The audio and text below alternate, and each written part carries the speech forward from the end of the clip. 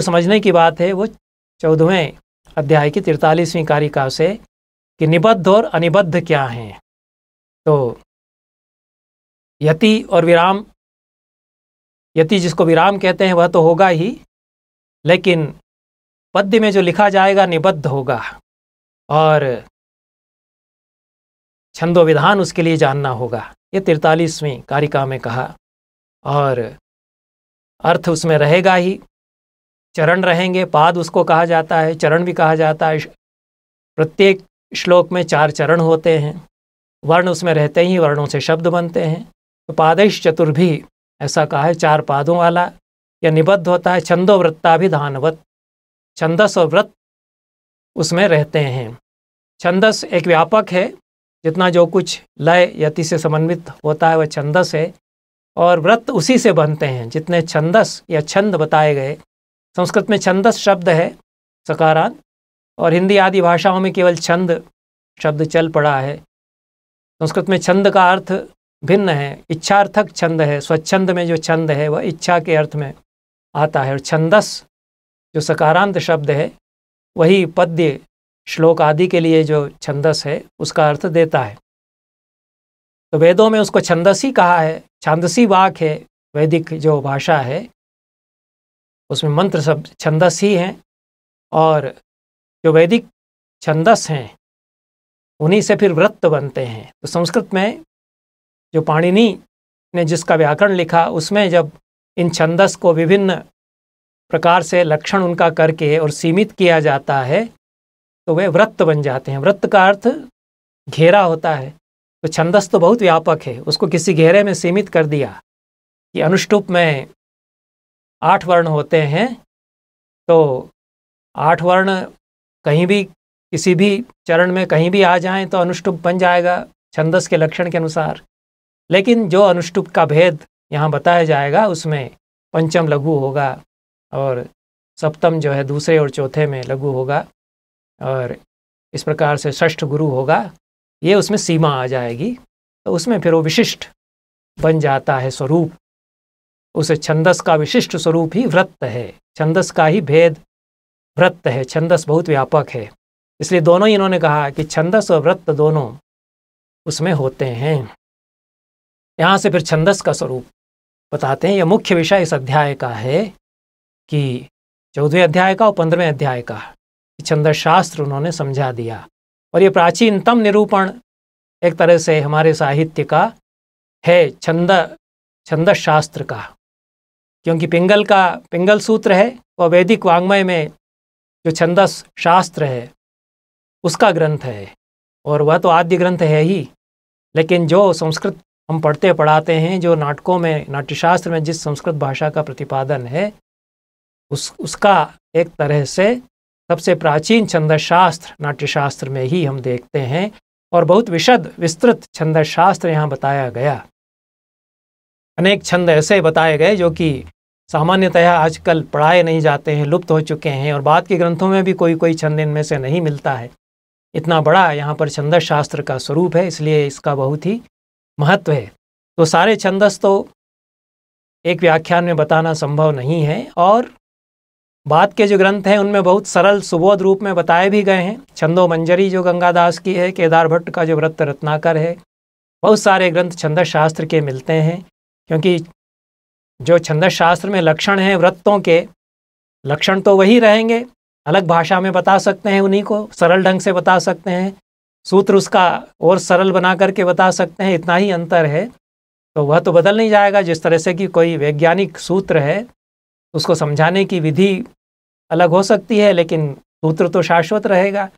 तो अनुष्टुप छंद का, वंशस्थ का, मंदाक्रांता का जो स्वरूप है वह तो बदल ही नहीं सकता है। उसको अलग अलग तरह से बता सकते हैं कि हम गण विधान के द्वारा बताते हैं, गण विधान न बता करके वर्ण व्यवस्था के द्वारा बता सकते हैं जो भरत मुनि करते हैं।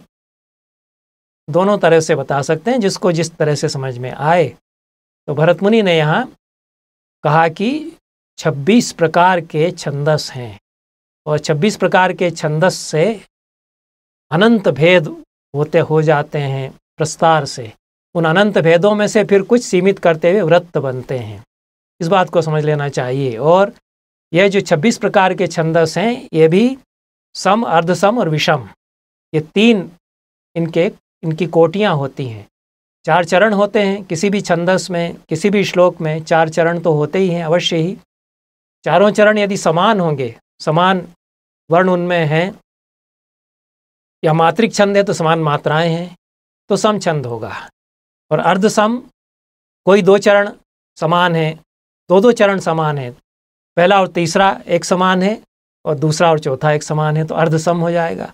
और विषम जिसमें कि चारों ही चरण अलग अलग हैं, तो किसी चरण में 14 अक्षर हैं, किसी में 15 हो गए, तो एक अलग तरह के पुष्पिताग्रा आदि जो व्रत होते हैं जिनमें कि वर्ण की संख्या अलग अलग हो जाती है चरणों के अनुसार। आर्या में भी हम देखते हैं कि मात्राओं की संख्या अलग अलग होती है, जो आगे चल कर के आर्या छंद बताएंगे, पथ्या छंद बताएंगे, मात्रिक छंद भी बताए गए यहाँ। तो वर्णिक छंद और मात्रिक छंद 2 प्रकार के छंद होते हैं। तो वर्णों की गणना से जो छंद बनते हैं वो वर्णिक छंद होंगे, और मात्रा भेद से जो छंद बनते हैं कि इतनी मात्राएं होने पर अमुक छंद होगा। प्रथम पाद में 12 मात्राएं हों, द्वितीय में 18 हों, तृतीय में 15 हों और चतुर्थ में फिर 12 हों, तो आर्या छंद होगा।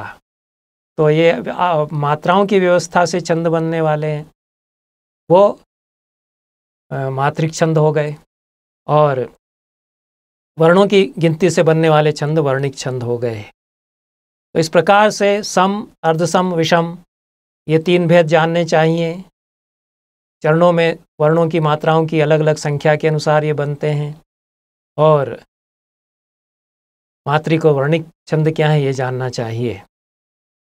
और इस प्रकार से इन छंदों से ही नाट्य बनता है।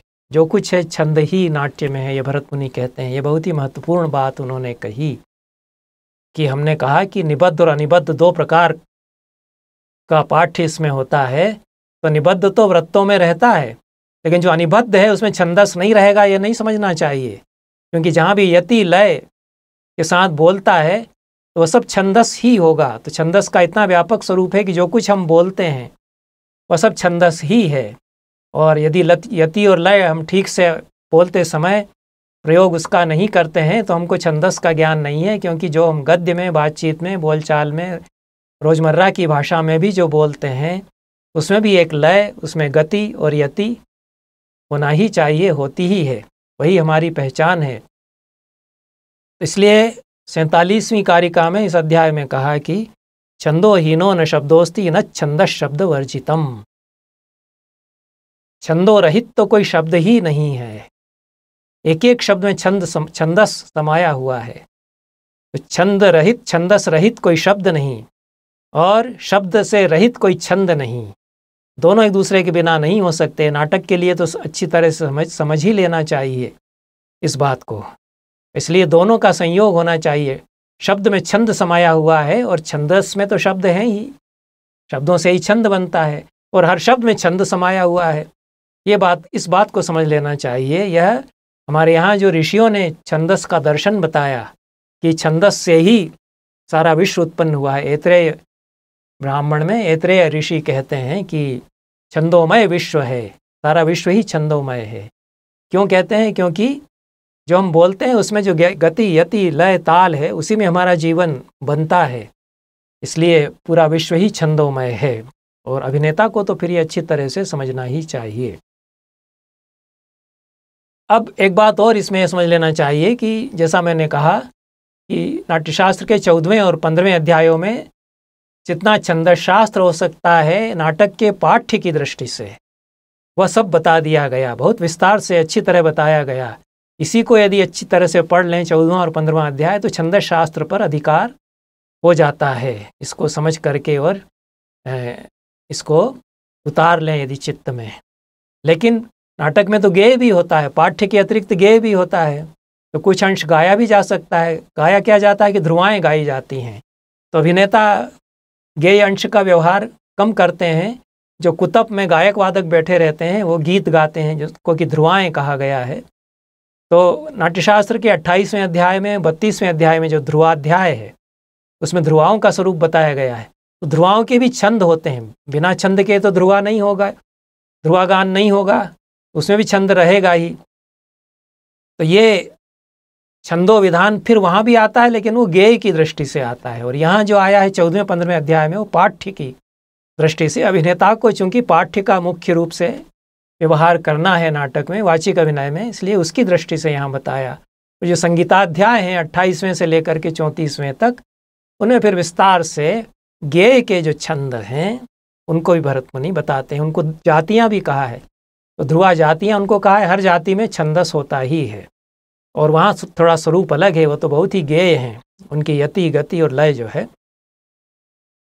इस प्रकार से जो 26 छंदस भेद अब बताएंगे। 26 क्यों बनते हैं कि केवल एक अक्षर होगा तब भी एक छंद हो जाएगा, एकाक्षर छंद भी होगा, 2 अक्षर का होगा, 3 अक्षर का होगा, इस तरह से करते हुए 26 तक जाएंगे। तो एक चरण में 26 तक वर्ण हो सकते हैं, एक चरण में केवल एक वर्ण हो सकता है। एक वर्ण वाले एकाक्षर छंदस से लगा करके 26 वर्णों तक 26 भेद छंदस के सामान्यतः हो जाते हैं। आगे अगर 26 से ऊपर वर्ण है तो माला वृत्त हो जाएगा या दंडक वृत्त हो जाएगा, ये भरत मुनि कहते हैं। अभी 48वीं कारिका से लगा करके 54वीं कारिका तक भरत मुनि ने 26 के नाम गिनाए हैं। और ये बहुत ही महत्वपूर्ण है, क्योंकि आमतौर पर जो छंदस शास्त्र पढ़ाया जाता है उसमें यह नहीं बताया जाता कि वैदिक छंदस कौन सा है उस जिससे ये निकला है, कि वंशस्थ किस वैदिक छंदस से निकला है, वसंत तिलका किस वैदिक छंद से बना। तो वृत्त तो बता दिए जाते हैं जो कि छंदस से निकले हैं, लेकिन मूल तो छंदस है, तो छंदस नहीं बताया जाता है। 26 जो छंदस प्रकार हैं उनको बताते हैं, फिर इनसे जो वृत्त बनते हैं उनको बताएंगे, क्योंकि नाटक में तो वृत्तों का ही प्रयोग होता है। छंदस तो वैदिक छंदस हैं, तो जगती है, त्रिष्टुभ है, अनुष्टुप है, बृहति है, पंक्ति है, ये सब वैदिक छंदस हैं। तो इन्हीं से फिर वृत्त बनते हैं। वो संस्कृत में वृत्त उपयोगित होते, उपादेय होते हैं। तो पहले छंदस जो 26 प्रकार हैं उनको समझ लेना चाहिए। और एकाक्षरम भवेद उक्तम, एक अक्षर वाला उक्त होगा, ये नाम ध्यान में रखना चाहिए। 2 अक्षर वाला अत्युक्त होगा, और 3 अक्षर वाला मध्य होगा, 4 अक्षर वाला प्रतिष्ठा होगा, इसके बाद 5 अक्षर वाला सुप्रतिष्ठा होगा, गायत्री 6 अक्षर वाली होगी, उष्णिक 7 अक्षर वाला, अनुष्टुप 8 अक्षर वाला, 9 अक्षर वाली बृहति होगी, पंक्ति 10 अक्षर वाली, त्रिष्टुप 11 11 अक्षर वाली, और जगती 12 अक्षर वाली, अतिजगती 13 अक्षर वाली, शक्वरी 14 अक्षर वाली, अतिशक्वरी 15 या 15 अक्षर वाली, अष्टि 16 अक्षर वाली, अत्यष्टि 17 अक्षर वाली, धृति 18 या 18 अक्षर वाली, अतिधृति 19 अक्षर वाली, कृति 20 अक्षर वाली, और 21 अक्षर वाली प्रकृति, 22 अक्षर वाली आकृति, 23 अक्षर वाली विकृति होती है, संकृति 24 अक्षर वाली, अतिकृति 25 अक्षर वाली, 26 अक्षर वाली उत्कृति। ये छंदस के प्रकार हैं। तो उक्त छंद से, जो कि एक अक्षर वाला होता है, उससे लगा करके 26 अक्षर वाली उत्कृति तक ये नाम इन्होंने गिनाए। 26 से ऊपर यदि हो जाता है तो मालावृत्त उसको कहते हैं, ये भरत मुनि बताते हैं। अब इसके आगे बहुत ही महत्वपूर्ण विषय जो समझने का है वो ये आरंभ होता है कि इनके प्रस्तार से असंख्य भेद हो जाते हैं। 26 तो है मुख्य भेद, लेकिन इनका जब प्रस्तार करेंगे तो इनके एक एक के कई कई भेद होते हैं, कुछ के हजार हजार कई हजार भेद हो जाते हैं। तो इन 26 के कोटि कोटि भेद हो जाते हैं प्रस्तार करने पर। और यह इसमें गणित का विषय है कि परम्यूटेशन कॉम्बिनेशन से 2 संख्याओं के योग से कितने संयोजन हो सकते हैं, कितने कॉम्बिनेशंस हो सकते हैं, जो कंप्यूटर में भी आजकल उपयोग होता है। इसीलिए छंदस शास्त्र के लिए कहा गया कि कंप्यूटर के लिए उसका बड़ा उपयोग है, क्योंकि उसमें बाइनरी थ्योरम सबसे पहले हमारे यहाँ छंदस शास्त्र में ही बताई गई कि 0 और 1 के संयोग से कितने बन सकते हैं रूप, वही प्रस्तार है। 2 के संयोग से कितने रूप बनते हैं, 3 के संयोग से कितने, उनको आपस में अलग अलग कॉम्बिनेशन से मिलाया जाएगा तो कितने रूप उससे बनेंगे, वो सब प्रस्तार कहलाएंगे। तो कहते हैं कि प्रस्तार यदि एक एक का करेंगे तो असंख्य भेद होंगे, ये 55वीं कारिका में बताया। अब प्रस्तार एक एक का हम बताएंगे। कहते हैं कि 57वीं कारिका में 64 प्रस्तार हो जाते हैं गायत्री के, और उष्णिक के हो जाते हैं शतम विंशति अष्टौच 128, और अनुष्टुप के हो जाते हैं 256, षट पंचाशत छते द्वे 256, और बृहति के हो जाते हैं शतानि पंचवृत्तानाम द्वादश एवच 512 हो जाते हैं। ये प्रस्तार एक एक के अगर आप इस तरह से प्रस्तार करते जाएंगे कि अनुष्टुप के 256 हो गए 8 अक्षर वाला, फिर 9 अक्षर वाले के 256 से और ज़्यादा हो जाएंगे, और उसके बाद 10 अक्षर वाले के और ज़्यादा प्रस्तार होंगे, तो आगे हम देखेंगे कि कितने करोड़ की संख्या कुल मिलाकर के ये हो जाती है। अब यहाँ ये गणित का विषय भी है, और छंदशास्त्र जानने के लिए तो इसको समझना ही चाहिए कि प्रस्तार होता कैसे है। कैसे पता चले कि 8 अक्षर वाले अनुष्टुप के 256 ही बनेंगे प्रस्तार करने पर भेद, 257 नहीं बनेंगे या 250 नहीं बनेंगे, ये कैसे जाना जाए? तो इसकी विधि भरत मुनि ने बताई है, उसको बहुत सार रूप में मैं बता देता हूँ, समय अभाव है। नाट्यशास्त्र के इसी अध्याय में 118वीं कारिका से 121वीं कारिका तक उन्होंने बताया।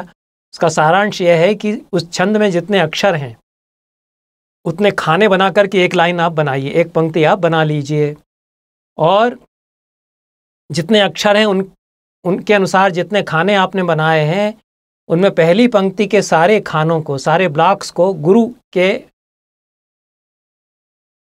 प्रतीक से आप भर दीजिए। अवग्रह का जो चिन्ह है वह गुरु के लिए प्रायः इस्तेमाल में आता है, पूर्ण विराम का जो चिन्ह है वह लघु के लिए प्रायः प्रयोग में आता है, और गुरु और लघु अवश्य समझना चाहिए। दीर्घ अक्षर तो गुरु होता ही है, संयुक्ताक्षर के पहले जो वर्ण है वह लघु होते हुए भी दीर्घ ही माना जाता है, और 2 मात्रा वाला दीर्घ माना जाता है। पाद के अंत में जो लघु वर्ण आता है वह भी दीर्घ या गुरु माना जाता है। ये गुरु समझ लेना चाहिए। और लघु जितने भी ह्रस्व हैं वो अ या लघु है, आ या दीर्घ है, तो छंद शास्त्र की दृष्टि से आ लघु होगा, आ गुरु होगा। ये लघु गुरु की व्यवस्था सामान्यता है, लेकिन कुछ अन्य व्यवस्थाएं भी छंद शास्त्र की दृष्टि से जो दी गई हैं कि संयुक्ताक्षर के वर्ण संयोग पूर्वश्च तथा पादांत गोपी वाह, ऐसा जो सब विधान बताया गया है उसको ध्यान में रखना चाहिए। तब गुरु अक्षरों से पहली जो पंक्ति है गुरु अक्षर के प्रतीकों से हमने उसको भर दिया। 8 खाने अनुष्टुप के यदि हम प्रस्तार गिन रहे हैं तो 8 खाने हमने एक लाइन में बना दिए, 8 ब्लॉक्स बना दिए। हर ब्लॉक के अंतर्गत गुरु के 8 हमने प्रतीक भर दिए। अब नीचे उसके ठीक नीचे अगली पंक्ति में फिर 8 बनाइए और फिर उसको गुरु से भर दीजिए, लेकिन जो पहला खाना है उसमें लघु आ जाएगा। इस तरह से चलते जाएंगे, आगे बढ़ते चले जाएंगे कि एक गुरु के नीचे फिर लघु आता जाएगा।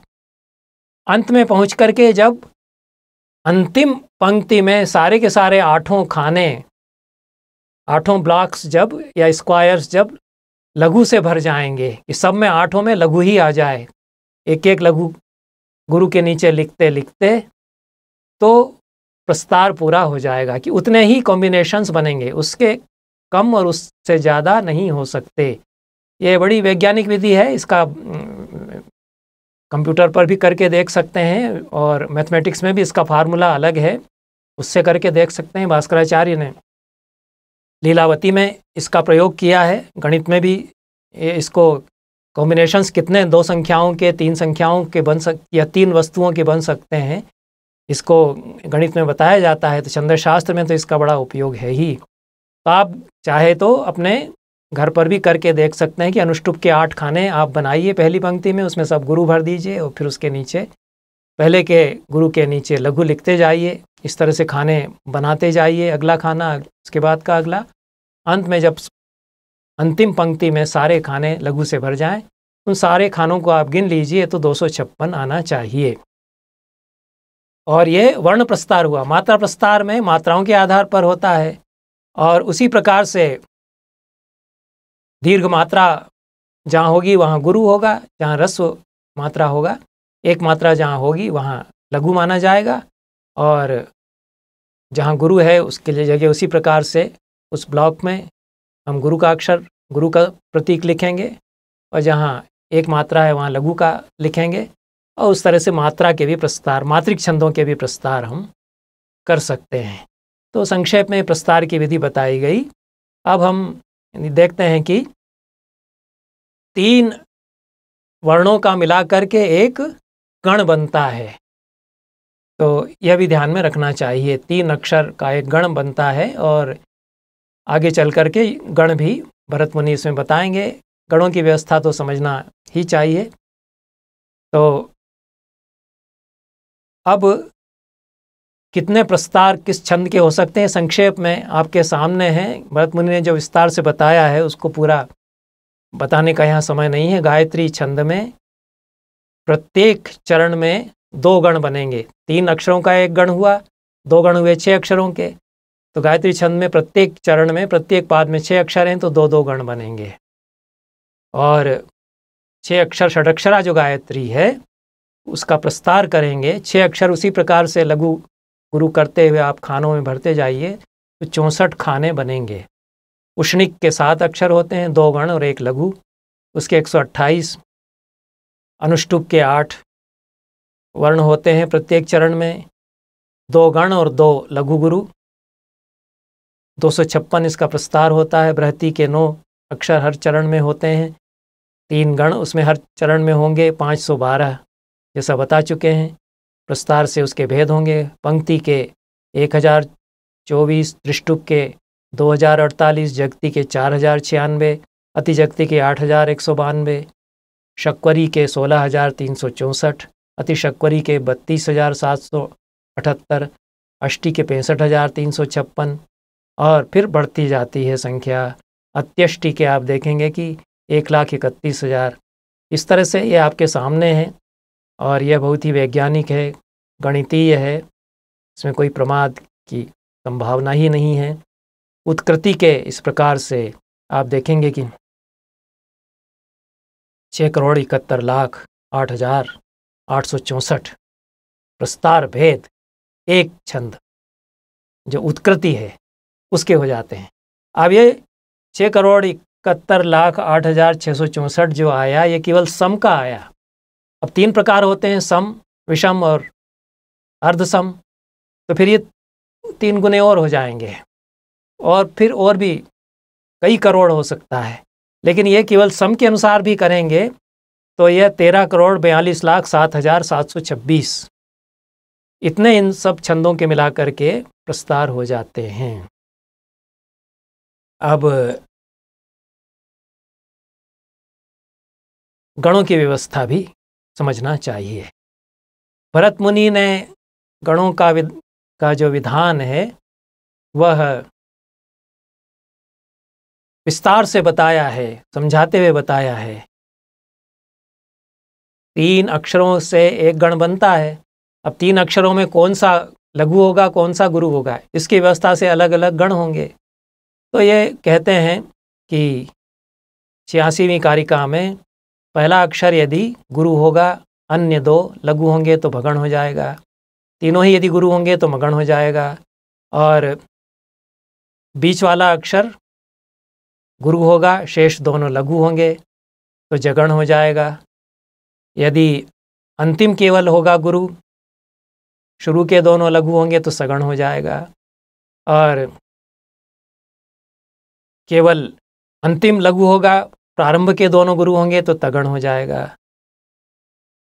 प्रारंभ में पहला ही लघु होगा, शेष दोनों गुरु होंगे तो यगण हो जाएगा। तीनों यदि लघु होंगे तो नगण हो जाएगा। इस प्रकार से ये भगण, जगण, सगण और रगण, यगण, नगण, मगण, ये गण 8 भरत मुनि ने बतलाए।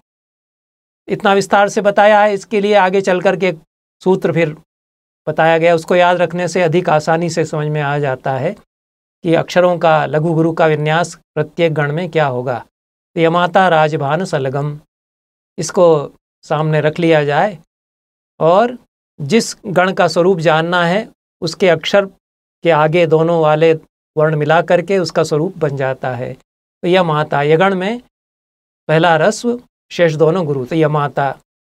ये माता, माँ तारा, मगण में तीनों गुरु हो जाएंगे, माँ तारा कहा है। राजभा, रगण में आदि और अंतिम गुरु होगा, बीच का लघु होगा। तो भरत मुनि ने जिसको विस्तार से बताया है उसके लिए ये सूत्र, फिर इसको याद रखने से अलग से एक एक को बताने की आवश्यकता नहीं होती, सबका स्वरूप एक साथ समझा जा सकता है। इस प्रकार से ये गणों की व्यवस्था समझनी चाहिए। इन गणों से फिर कौन सा गण कहाँ कहाँ रहेगा तो कौन सा छंद बनेगा, ये गणों का स्वरूप बनता है।